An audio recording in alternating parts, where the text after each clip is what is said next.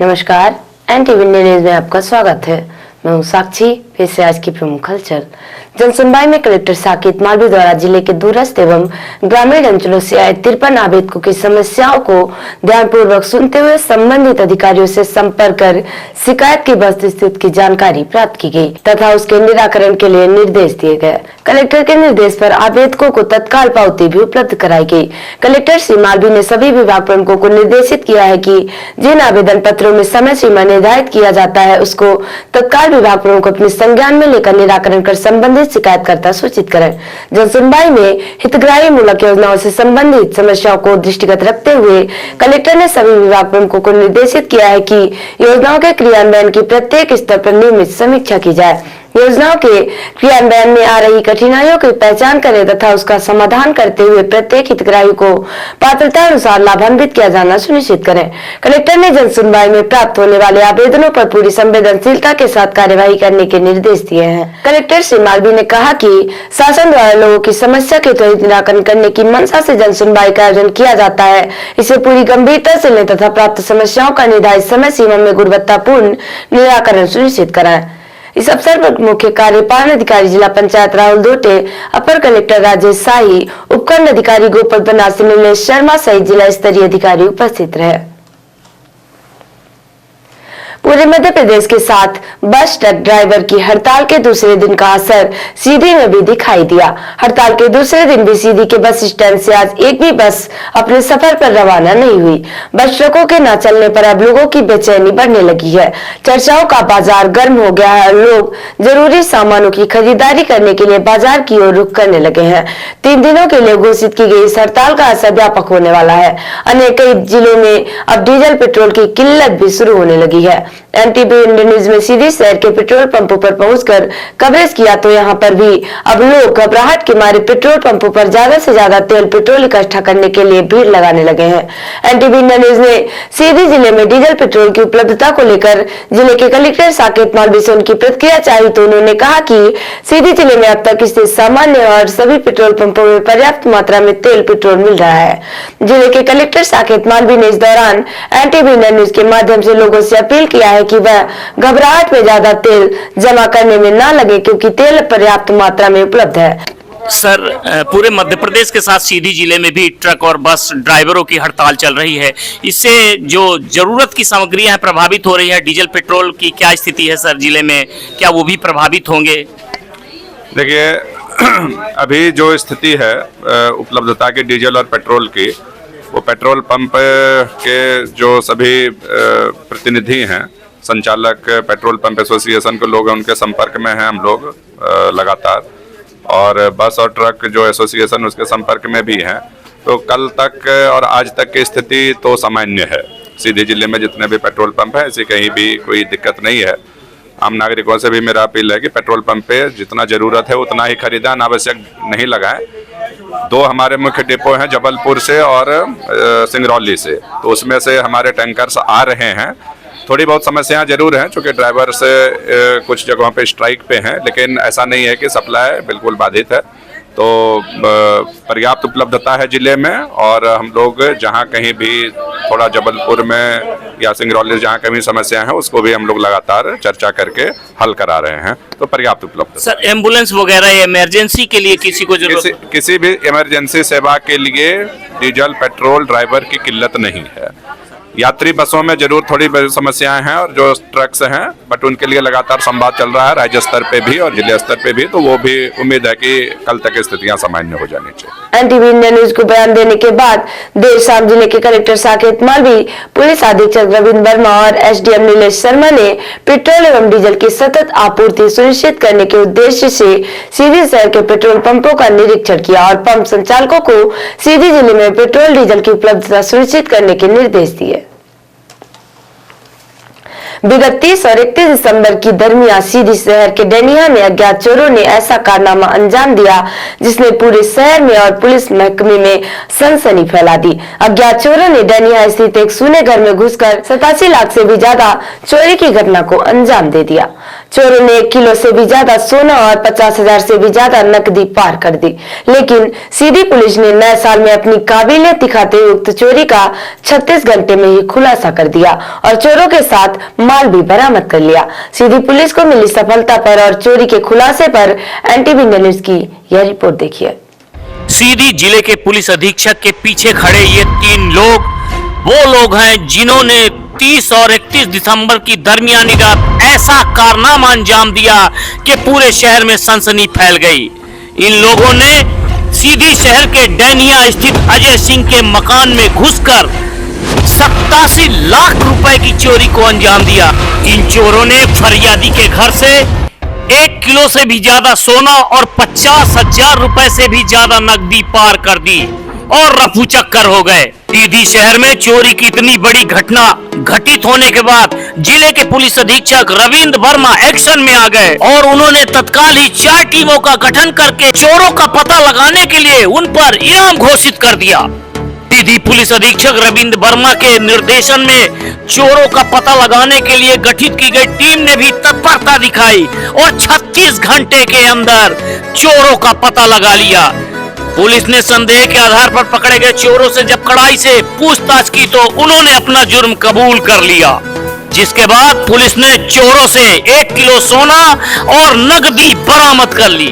चोरी का खुलासा करने और चोरों को पकड़े जाने के बाद सीधी पुलिस ने 2 जनवरी को सीधी पुलिस अधीक्षक सभागार में पत्रकार वार्ता बुलाई।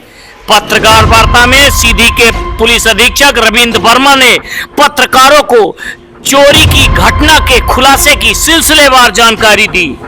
उन्होंने बताया कि फरियादी अजय सिंह पिता धर्मराज सिंह निवासी डेनिया थाना कोतवाली ने जानकारी दी थी कि वो अपने परिवार के साथ बांधवगढ़ गए थे। इसी दरमियान उनके सूने घर में चोरों ने ताला तोड़कर उनके घर चोरी की घटना को अंजाम दिया। पुलिस अधीक्षक ने पत्रकारों को बताया कि चोरी की इस घटना के खुलासे में 4 टीमें बनाई गई थी, जिनमें पहली टीम थाना प्रभारी कोतवाली, दूसरी टीम थाना प्रभारी जमोड़ी, तीसरी टीम थाना प्रभारी कमरजी और चौथी टीम प्रभारी साइबर सेल प्रदीप मिश्रा की टीम बनाई गई थी, जिन्होंने सफलतापूर्वक इस चोरी की घटना के खुलासे में अपना योगदान दिया। आगे पुलिस अधीक्षक ने पत्रकारों को बताया कि पकड़े गए सभी आरोपी बालिग हैं। पहला आरोपी अंकुर यादव पिता बाबूलाल यादव उम्र 18 वर्ष है। दूसरा आरोपी गणेश यादव पिता भैयालाल यादव उम्र 45 वर्ष है। तीसरा आरोपी सुधांशु वर्मा पिता किशन वर्मा उम्र 18 वर्ष। ये सभी आरोपी पड़निया थाना कोतवाली के निवासी हैं। इनके पूर्व के भी आपराधिक रिकॉर्ड हैं। पुलिस अधीक्षक ने बताया कि पकड़े गए आरोपियों के ऊपर संबंधित धाराओं के तहत कानूनी कार्रवाई की जा रही है। पत्रकार वार्ता के बाद एनटीवी इंडिया न्यूज के पूछने पर जिले के पुलिस अधीक्षक रविंद्र वर्मा ने चोरी की घटना पर अपनी प्रतिक्रिया दी और कहा सीधी की पुलिस इस तरह की घटनाओं से निपटने के लिए आगे और सजग और तत्परता दिखाएगी। सर, एक सीधी शहर में बड़ी चोरी के मामले का खुलासा हुआ है, क्या मामला है सर? इसमें कितने बरामदगी हुई और कितने चोर पकड़े गए हैं इसमें? ये सीधी कोतवाली अंतर्गत ग्राम डेनिया पड़ता है। वहाँ पर एक सूने घर में चोरी हुई थी 30 और 31 के दरमियानी रात को। इसमें जैसे हमको पता चला टीम का गठन किया गया और मौके पे जाकर डॉग स्क्वाड और फिंगरप्रिंट के माध्यम से पूरा मौका मुआयना जांच कराई गई और टीमों को फील्ड में उतारा गया। हमको एक इनपुट मिला था जिसमें पता चला कि 3 लड़के हो सकता है चोरी में इन्वॉल्व हो। जब तीनों को गिरफ्तार किया गया और सख्ती से पूछताछ की गई तब उनके द्वारा ये अपराध करना स्वीकार किया गया। इसमें टोटल 87 लाख के लगभग सोना हमने जब्त किया है। अभी जांच जारी है और जो भी इसमें और लोग इन्वॉल्व होंगे उनको भी। सोने का वजन कितना है सर?